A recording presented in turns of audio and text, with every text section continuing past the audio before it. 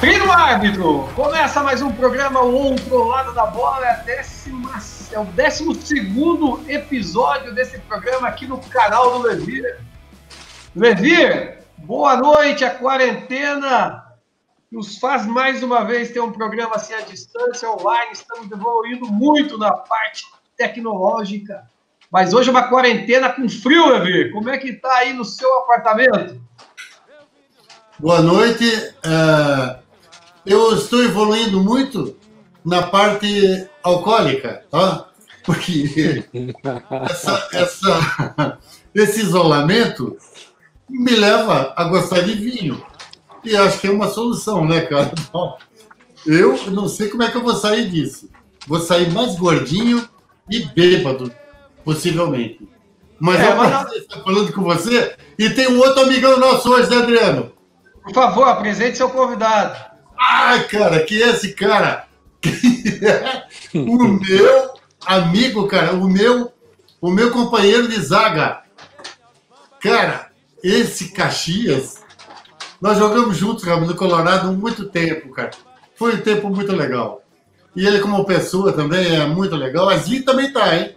A Zi tá ligada no lance aí. Mas o Caxias é um cara super legal, um amigão do peito, e vai participar com a gente hoje. Caxias, um abraço, cara. Prazer em falar com você. Pô, o que eu posso dizer? A minha reverência a você, Levi, e ao Adriano, obrigado pela oportunidade. Fico muito feliz de estar aqui. Você não é um amigo, Levi. Todos têm que ficar sabendo que você, além de amigo, é meu padrinho de casamento. E depois eu vou contar as coisas. Quando eu cheguei no Colorado pode dizer o ano, Levi? 1979. Aí nós vamos começar lá a contar algumas coisas. Quando você era menino, cabelo comprido, você estava mais bonito. Você não está gordinho, você está mais experiente. Tenho certeza que o vinho está te deixando mais experiente. Pelo menos em qualidade de vida, você está mais experiente, ou não? Mas vamos viajar no tempo, pessoal? O Levi chegou no Colorado em 1978. Depois de uma passagem lá pelo Santa Cruz, pelo Vila Nova. E antes mesmo do Caxias chegar, tem uma história muito curiosa do Levi. Antes do Caxias tinha o Zequinha, que fazia a dupla de zaga com o Levi. E aí no jogo em 78, o Colorado estava ganhando, inclusive com o gol do Levi, de 4-0 do Atlético Paranaense. E aí eis que surge um tal de Ziquita. Levi, o que o Ziquita fez nesse jogo? Olha, cara, eu acho que esse jogo foi roubado, tá? Eu acho que foi roubado, porque não tem explicação, sinceramente. Aquilo, cara, quem participou daquele jogo, ou quem assistiu o jogo, assim, foi realmente um jogo, sabe, é futebol brasileiro, cara, é uma coisa incrível, assim. Nós não temos atualmente, assim, alguma coisa para comemorar. Rapaz, aquele jogo, depois de uma vitória de 4-0 no primeiro tempo, o jogo termina 4-4. Em 15 minutos, Levi. Em 15 minutos? Em 15 minutos, mais ou menos, ali, e fez não existe explicação. O que eu acho, eu estou escrevendo um outro livro, né? É o segundo livro. Mas eu falo justamente sobre isso. O futebol, ele é muito interessante porque ele não tem explicação. Porque se tivesse uma explicação, ele ia perder a graça. Certo? Ia perder a graça. Todo mundo ia saber como era e ia perder a graça. Mas então, reserva essas surpresas, né, cara? 4-4 dessa maneira é para perder emprego mesmo, né? É para perder emprego. Eu acho que não foi 15 minutos, foram 13 minutos. Por aí, isso aí, 13 minutos. 13 minutos. Ele entrou faltando 13 minutos. Pior ainda. Vamos deixar por 15, tudo bem. Ô Caxias, e qual foi o reflexo desse empate? O que aconteceu no ano seguinte? Pois bem, aí quando eu cheguei, bom, todas as vezes que me encontro, você era dupla de zaga com o Levi naquele jogo contra o Ziquita. Falei, não, cheguei um ano depois, pelo amor de Deus, me tira, me inclua fora dessa. O Caxias estava, hein? Eu acho que o Caxias estava naquele jogo. Eu joguei com a seleção gaúcha contra a seleção paranaense nessa época, e o treinador da seleção paranaense era o Geraldo Damasceno, o seu Geraldino, que depois ele veio a me pegar no Internacional para vir para o Colorado, apoiado pelo Mosquito. E isso já era início de 79, mais precisamente o mês de abril de 79, já passado. E quando eu cheguei, essa história era uma história quente que tinha acontecido. E aqui eu vou fazer uma revelação sobre a minha chegada, que é importante revelar. Eu cheguei e eu fui muito, mas muito bem acolhido pelo Elinho, que era um volante, um cara do interior lá de São Paulo, o Canhão, o Toninho tinha um canhão também, e pelo Levir Coupe, que chegou e falou assim, não, aqui, ó, veja o seguinte, que se fica tranquilo, você veio, vai ser banco, você não se preocupe, que jogar aqui só vai jogar quem é mais velho e mais experiente. E eu fui recepcionado dessa forma, com clareza, com colocação, mas eu recebi apoio e carinho, foram os dois que vieram conversar comigo, que ficaram juntos. Não, e a gente treina depois, vamos treinar lá cabeceio, não sei o quê. O Levir tinha um cabeceio de fora da área, que era mortal, cara. Parecia um chute a cabeçada dele de fora da área, muito bem colocado nos cantos. Então eu ficava olhando, e eu era um cara que gostava de fazer isso me atraiu, porque eu recebo de um cara que é o zagueiro, titular, capitão do time de 79, tudo isso é difícil de você, quando você chega, juvenil, eu era juvenil do Inter, e eu queria jogar, não quis ficar no Inter, eu queria jogar, louco para jogar. E vou para um time e já ouço de cara, não, você vem, mas vai ficar no banco. E jogava ele e o Queiroz. Já tinha começado o Campeonato Paranaense e já jogava ele e o Queiroz. Esse time de 79, pô, era um time muito bom, que fez a final do campeonato com o Curitiba. E segundo aqui, ó, o James Scrock, amigo nosso, que entende tudo de Colorado, ele faz uma pergunta aqui, que diz que na semifinal, o Colorado enfrentou o Atlético Paranaense e o Levir levou o terceiro amarelo e ficou de fora dessa final com o Curitiba. Você acha que essa experiência do Levir fez falta na final? Lembro, contra o Colorado, Grêmio Maringá, na Vila Capanema, nós ganhamos de 2-0, o Levir não fez nada, o cartão apareceu depois do jogo. Sabe o cartão misterioso? Um cartão misterioso, olha, sinceramente, cara, eu fiquei muito magoado daquela vez. O Levir ganhou o cartão, o Colorado recorreu à federação e disse... naquele tempo não se filmava o jogo todo, só se pegavam alguns lances. Se tivesse filmado o jogo todo, teria como provar que ele não tinha levado o cartão.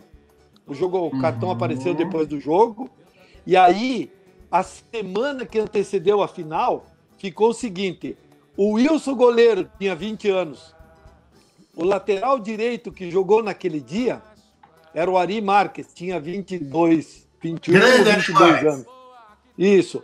Aí eu, de zagueiro central, com 20 anos, 21 anos, tinha feito 21 no Colorado. O Gatem, com 20 anos, que jogou de quarto zagueiro.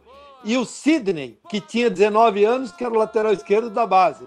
Então tinha o Gatem e o Sidney da base do Colorado, eu do Inter, e o Ari, que já estava no Colorado há muito tempo.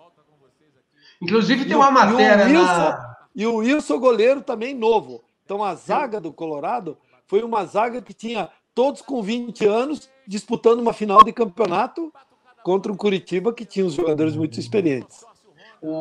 Na revista Placar de 1979 tem uma matéria com o Levir chamando ele que ele é um jogador experiente que veio para comandar o jardim de infância do Colorado. Eu aproveito para mandar um abraço para o Wilson também. O Wilson está dando audiência aí para nós, acompanhando, mandou um comentário lá no Facebook para a gente. O Wilson, o Buião, amigo nosso que também está acompanhando todos os nossos programas. Manda um abraço para o Buião. O Buião fazia parte desse time aí também, não? O Buião, cara, o Buião já era o craque do Atlético Mineiro. O Buião era um ponta-direita famosíssimo, cara. Esse cara jogou nos anos 70 em grandes times, né, com grande performance. Então, o Buião, cara, como é que... Ô, Caxias, como é que a gente pode explicar um jogador como o Buião, cara? Eu não aceito, eu não admito e nunca soube que o Buião teve um inimigo no mundo. Sabe o cara que é... Sabe o cara que é o cara querido, é o cara, eu não sei exatamente o termo que eu devo usar para definir esse nosso amigo Buião, cara. Eu defino para você. É um cara perfeito quase, né, cara, como pessoa. E vou te dizer uma coisa, você trabalhou muitos anos lá. Ele é mineiro, Levir. De corpo e alma. E você conhece muito bem os mineiros. O Buião não tem uma palavra nunca para dizer algo que estivesse em desacordo, sempre concordando, sempre apoiando, nunca ele levantou a voz para dizer alguma coisa. Você nunca viu o Buião bravo, nervoso, brigando com alguém? Eu nunca vi. Caxias, não que isso seja o correto. não que isso seja o correto, mas ele é assim. Toda a história do Campeonato Paranaense, em 1980, o campeonato terminou dividido, meio título para cada time, Colorado e Cascavel. Conta para nós, Caxias, o que aconteceu naquela final? O Levir começou o Campeonato Paranaense de 80, depois foi embora pro México. Foi, Levir? E chegou na final, o Colorado precisava vencer o Cascavel de 5-0, quando fez 2-0, começou o famoso caicai, né? Eu posso estar enganado, se é 3 ou 4-0 daria igualdade de gols, mas aí o Cascavel tinha, era uma coisa de cartões amarelos, e o Cascavel tinha menos cartões que o Colorado ainda. Continuaria. Teria que ser, eu acho que 4-0 ou 5-0 para o Colorado ser efetivado como campeão. Daí terminou o jogo, caiu todo mundo em campo e tal, e aí a federação resolveu fazer com que o campeonato fosse dividido. Para te dizer para você, hoje eu sei que isso não é correto. O título era deles e acabou. Só que futebol é complicado, né? Você sabe como é que é. Belas histórias aí de Levir Coupe e Caxias. Que dupla de zaga, meus amigos. Deve deixar muita saudade na torcida colorada, na torcida tricolor do Paraná Clube. Agora, além dessa dupla maravilhosa na zaga, eles tinham um outro defensor que era bom demais, que era o preparador físico, Carlos Roberto Mater. Ele teve que ajudar vocês no jogo ou não? Deixa eu falar? Fica à vontade, afinal de contas, ele é o seu cunhado, meu. Dizer uma coisa para você. A gente pode não ter tido aquele brilho todo dos melhores jogadores do mundo, tá? Mas uma coisa, eu e o Caxias, nós podemos falar. Nós participamos de um lance bizarro que ficou para a história do futebol mundial. Olha o lance aí, ó. Olha o zagueiro se atirando lá, era eu. Quem que se jogou? Quem que se jogou? Olha quem tirou o gol. Cara, olha só o que aconteceu, cara. Vamos ver no replay aqui, ó. O que aconteceu? Não, põe esse vídeo do começo. Vamos pôr do começo de novo, Rafa? Porque primeiro mostra o gol. Quem faz o gol é o Caxias. Olha lá, o Caxias faz o gol de cabeça. Caxias faz o gol. Quem bate escanteio? Faz um 1-0. Faz 1-0. Daí o nosso time entrou com a nhaca. Virou e nhaca. Agora o Levir dá um mergulho ali. Dá um mergulho aí pra tirar a bola. E o Mater vem mexendo a bola. É que nesse lance, eu percebi que o Levir virou para trás, que ele viu que o goleiro não estava no gol, aí ele voou na bola. Não. E como... O lance já é muito curioso. O lance já claro muito curioso. Que é. Agora, o mais curioso... Mas continue. O Adriano. Mande a entrevista do Levir. Tu tem que botar a entrevista do Levir, dizendo... o gol de cabeça, jogado do Aladim, a bola vinha no primeiro pau, a bola do Aladim parecia que era medida, sempre medida. Era só entrar que fazia. Olha lá, ó. Ele vê que não tem goleiro. Não tem goleiro. Cadê o goleiro?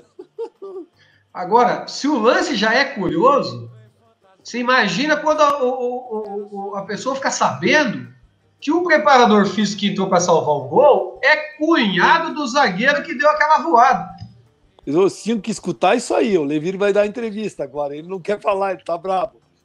Vamos ver a entrevista do Levir, então. Depois disso aí, foi a primeira vez que você viu esse tipo de fato na sua carreira de futebolista? De radialista, para mim foi a primeira. Olha, só tinha me contado que uma vez aconteceu em Santa Catarina. Mas aconteceu comigo jogando pela primeira vez. Eu espero que isso não se repita, mas infelizmente são as coisas do futebol, isso acontece. O Pinheiros também tivemos de cobrar uma penalidade com a metade da bola no buraco e todo mundo saiu gozando da gente ainda. Quem tocasse na bola era expulso. Então agora vamos retribuir também, vamos chorar no pé do Cruzeiro. Caxias, a verdade é que nós fazemos parte do futebol mundial, cara. Isso não existe. Ninguém tem essa história. Isso não Olha lá, existe. o juiz Olha ali, ó. O árbitro teve que dar bola ao chão. O árbitro teve que dar bola ao chão ali, é claro. Olha quem ficou ali. O Joel Mendes, o nosso goleiro. Que chance que os caras tinham de fazer o gol? Nenhuma, praticamente. Nenhuma. O Joel pulou em cima da bola. Pois é, não aconteceu. Olha bem, a bola quando bate, estava claro. Então, olha, foi uma coisa ridícula. Mas, olha, que jamais vai ser. Olha, nunca mais vai acontecer isso. Não é possível. Aí o Joel aconteceu algumas vezes depois, né? E o Mater, o apelido do Mater, que nós tínhamos lá no Colorado nessa época, era Pouco Pelo. É pouco pelo, ele é carequinha. Ele era careca. Carequinha, porque ele não tinha nada, então apelidaram ele. O que você quer, Pouco Pelo? Ele botava a gente correr na Graciosa, meu Deus do céu. Era uma coisa de louco. Ele descia com a Kombi, subia com a Kombi, pra gente não pegar carona. Era uma coisa de louco, Mater. Mas esse foi um lance emblemático que todo mundo lembra. Volta e meia, os caras, não, mas teve um lance do Colorado que o cara tirou a bola de dentro do gol lá. Era o preparador físico e tal. Foi o motivo que tiraram os bancos de trás dos gols. Que tiraram todos os campos, os bancos eram atrás do gol. Esse foi um dos motivos que originou isso. Botou os bancos para as laterais. Que legal. Caxias, olha, mas eu, de certa forma, né, eu tenho um prazer, assim, de ter participado de uma situação que ficou marcada no mundo inteiro. Mudaram até as regras. Justamente. Mudaram até as regras do jogo por uma jogada que a gente estava envolvido. E eu estava ali. Não, escuta, nós contribuímos com o futebol, melhorou o futebol, porque nós tiramos gols, tiramos os bancos de trás dos gols, colocamos nas laterais do campo, sempre os dois do mesmo lado, para assim não ter igualdade e coisa assim, e também para se escutarem, porque se ficava um do lado de lá e outro do lado de cá, ninguém se escutava. Hoje em dia eles ainda escutam o que um está fazendo e tal, eles ficam olhando ali. Melhorou a coisa, ficou um pouco mais difícil e melhorou a coisa para o futebol, para mim, é uma melhora sensível. Eu, pelo menos, imagino isso. Ô Caxias, a gente viu um gol seu aí de cabeça, que era uma especialidade, mas você também era muito bom batedor de falta, né? E o James me pergunta aqui, ó, qual o gol mais bonito? Aquele contra o Internacional do Campeonato Brasileiro ou o gol contra o Pinheiros? Qual que você considera o mais bonito? Eu acho que os dois são bonitos. Ele vai dizer contra o Inter. Não, contra o Inter é o meu time do coração. Eu cresci lá, é o meu time do coração. E todo mundo, pô, mas você teve coragem de fazer? Claro que tive. E dentro de campo, meu filho, lá o inimigo tá do lado de lá, não quero nem saber. Mas o gol mais bonito foi aquele contra o Pinheiros do meio da rua, que foi o gol do Fantástico. Depois escolheram como um dos mais bonitos do ano, ficou entre os 12 mais bonitos do ano. E eu acho que isso é importante, ficou entre o quarto e o quinto colocado no ano, aquele gol. Hoje em dia não se vê mais isso, né, Olivier? Você Olivier, é um treinador aí que é respeitado no mundo inteiro, aqui no Brasil nem se fala, e o Olivier pode dizer de sã consciência quantos batedores de falta nós temos hoje no Brasil para bater bola de longa distância. Talvez os goleiros não aceitem tanto quanto isso, mas hoje os goleiros estão muito mais bem preparados. Mas ninguém mais bate de longe. Todo mundo, e nem de perto, não tem batedor, eu acho. Ou eu estou errado? Não, você não está. Caxias, outra coisa. Eu desafiei aí eu dei uma entrevista esses dias, e aí desafiei a qualquer um. Você escale 2 times do futebol brasileiro. Você não sabe. A gente conhecia a escalação de todos os times, praticamente. Todo mundo conhecia a escalação. Justamente. Hoje em dia, então mudou muito. Tá, tem muita variação, muita saída de jogadores de entrada, então fica muito diferente. Então, inclusive tinha aquelas figurinhas do Futebol Cards que correu essa semana aí no WhatsApp, e o Levi postou no Instagram dele lá, que tinha todos os jogadores, o prato predileto, a altura, a música que gostava, era algo muito curioso. Quem quiser dar uma olhada, entra no Instagram do Levir, Tá @Levir_Cup. Estão lá todas as fotos do time do Colorado no Futebol Card. E se você olhar lá nesse Futebol Card, você tem lá os 11 titulares e os 5 do banco. São só 16. Não tem verdade. mais. Tá ali o Futebol Card, estão usando os 11 titulares e os 5 do banco. Com 2 verdade. goleiros. Era diferente o futebol. Hoje você tem 11 no banco e 11 jogando. Verdade. E mais, eu imagino qual é que é a dificuldade do trabalho que tem um treinador, que nem o Levir disse. Você hoje não consegue escalar duas equipes, dar uma escalação completa de 2 equipes. Nem das equipes. A gente às vezes lembra ali Barcelona, Real Madrid, alguma coisa assim, Tottenham, são os times que estão na ponta, ganham a Champions, alguma coisa assim, você lembra. Mas aqui no Brasil a gente não consegue lembrar. É verdade. Meus amigos, vou aproveitar o momento para mostrar que uma relíquia da minha coleção, eu fui presenteado pelo Levir, na verdade. Essa é uma camisa do Colorado de 1978. Mas olha a curiosidade, o símbolo dela aquela que tem na manga. No braço. Exatamente. Isso. Nas duas mangas é onde está o símbolo do time. E o costado dela é um número super moderno, é um 3D aqui, ó. Muito bonito. Praticamente um 3D, eu tenho muito orgulho dessa camisa. Eu tenho certeza que meu amigo Sato jogou bola comigo lá do estadual, e o meu cunhado Sérgio Belo morrem de inveja dessa camisa aqui da minha coleção.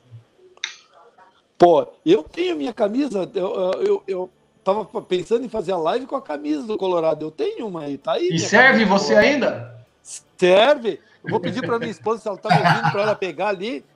Li, pega a minha camisa aí, que eu vou botar a camisa aqui na live aqui. Vou tomar vinho. Caxias, não precisa colocar a camisa, a gente não quer ver você embaraçado. Ô Caxias, outro grande momento do Colorado foi o Célio Boca, né? O que você pode falar dessa época? Pois bem, 84, o Aziz Domingos fez o famoso Célio Boca. Meu Deus do céu, vou te dizer, eu tenho a escalação do time meio que na ponta da língua, assim, né? No gol era o Marola, Casemiro, Caxias, Mauro Pastor e Carlão. Daí no meio de campo, Anzena, Jaiminho e Júlio César. Na frente, era o ponta direita, eu esqueci o nome do ponta direita, Geraldão, e o ponta esquerda, já vou me lembrar aqui, do ponta esquerda do Colorado. Bom, às vezes ele jogava com o Eudes no meio e o Jaminho de ponta esquerda fechando no meio. E o time do Colorado, depois veio o Gacém do São Paulo e entrou no meu lugar e jogou. Jed Lameiro me tirou do time e botou Gacém e Mauro Pastor. Ficou um time assim fortíssimo. Fortíssimo. Uhum. Isso foi 84, né? 84. E era um time para ganhar o título. Só que chegou a final, foi ali, ganhou o primeiro turno, o segundo turno, o Pinheiros armou um jogo lá contra o União Bandeirantes e acabou dando uma reviravolta, tinha perdido o primeiro jogo, acabou o jogo terminou faltando 15 minutos, no dia seguinte, em vez de só jogar os 15 minutos, jogaram o jogo todo, Pinheiros tinha perdido esse jogo na quarta, na quinta ganhou e veio para a decisão no domingo, quem ganhasse era campeão. Choveu sexta-feira o dia inteiro, sábado o dia inteiro, e os caras queriam adiar, transferir o jogo, porque tinha 2 rodadas no Couto Pereira. Então, jogaria o primeiro jogo e depois os outros o segundo jogo. E o que aconteceu? O primeiro jogo estragou o campo. O segundo jogo foi Colorado e Pinheiros, e o Colorado subestimou o Pinheiros, que era um time raçudo, muito bem preparado pelo Carlinhos Neves, que era o preparador, e tinha jogadores de muita qualidade. E o Colorado tinha um time bom, jogadores de qualidade, alguns raçudos, mas não estava muito bem preparado fisicamente. Entendi. Porque tinha alguns jogadores mais veteranos e esse foi um dos motivos. O Pinheiros ganhou com méritos, porque foi para dentro de campo e jogou bola na lama. E o Colorado não jogou bola. Então isso posso dizer de cadeira. E me lembro muito bem, posso até contar um episódio aqui, que eu dizia assim, pô, Gacém, estão ganhando o jogo 2-0, deixa eu jogar meio tempo. E ele olhava para mim e dizia assim, não, fale com o Mauro Pastor. O Mauro Pastor, eu chegava e ele dizia assim, Caixa, já falei pro Died, para ele me tirar, para você jogar um pouco, que é importante e tal. O Mauro Pastor tinha essa consciência. E o Gacém nunca me deixou jogar. Quando chegou a final aí, esse jogo contra perderam o jogo do Pinheiros, aí teve o jogo contra o Curitiba. Daí o Gacém falou, Caixa, você vai jogar contra o Curitiba. Eu falei, o quê? Agora que já perdeu o título? Agora não, agora você vai entrar e vai jogar. Ele deu 5 minutos, ele deu a distensão nele. O Died virou para mim, Died de Lameiro no banco, e Caxias aquece. Eu falei, não vou jogar. Não jogou? Não joguei. Não entrei, não joguei. E disse pro treinador, isso eu posso dizer, eu disse pro treinador, não vou entrar, não adianta. Eu queria só contar o seguinte, 84, eu fui vendido pro Atlético em 83. Dezembro de 83, o Levir estava lá no México, e eu fui vendido... 83, o Levir já tinha voltado, estava no Figueirense. Voltado pro Figueirense. E eu fui vendido o meu passe, eu comprei meu passe do Aziz assumiu, em dezembro de 83, eu fui lá no Aziz e negociei e fiquei com o meu passe. E aí o presidente do Atlético, João de Oliveira Franco, era o diretor de futebol, veio na minha casa e me negociou e falou, Caxias, eu vou ficar com você, você vai vir para o Atlético. Fiz toda a negociação com ele, ele me deu dinheiro para me ajudar a pagar o passe no Colorado e eu comprei o passe do Aziz Domingos. Eu tinha uma parte para receber e comprei o passe. E o João de Oliveira Franco me ajudou.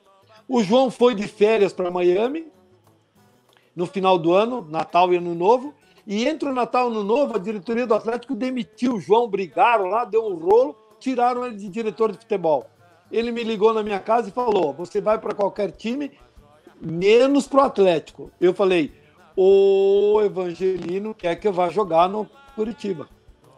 Pelo amor de Deus, Caxias, você vai para qualquer lugar, eu vou te arrumar um time. E ele, junto com o pai do Tato, o Luiz Carlos Prestes, que jogou no Internacional, pai do Tato e do Paulo Roberto, me colocou no Botafogo, onde era o Didi, o treinador, o Didi Folha Seca, e o Nilton Santos, o auxiliar dele. Eu acabei disputando o Campeonato Brasileiro daquele ano, que começou no começo do ano, e o Campeonato Paranaense do meio para o fim. Disputei o Campeonato Brasileiro pelo Botafogo. E aí o Curitiba, o Evangelino disse, não, eu quero que você venha disputar o Brasileiro. 85 eu acabei indo para o Brasileiro, disputar o Brasileiro lá, e a gente conquistou o título. E eu tenho muita honra e muito orgulho de ter feito parte desse plantel.